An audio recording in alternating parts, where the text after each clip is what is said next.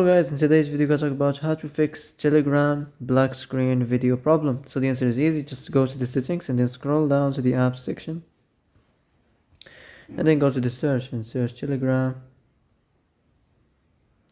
and then go to the storage, and here you will find this clear cache option. Click on it. Now you can go check it if it worked, and if it didn't you can try to restart your phone or turn the Wi-Fi off and on or the Bluetooth off and on.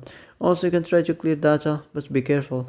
If you clear data, all the Telegram's data will be deleted. This includes all files, the settings, the accounts, the databases, and also the chats and the media and the messages. All of them will be deleted, so be careful if you want to clear your data. So that's it for today's video. I hope this is the answer you've been looking for. And if you like this video, don't forget to like and subscribe, and see you in the next video.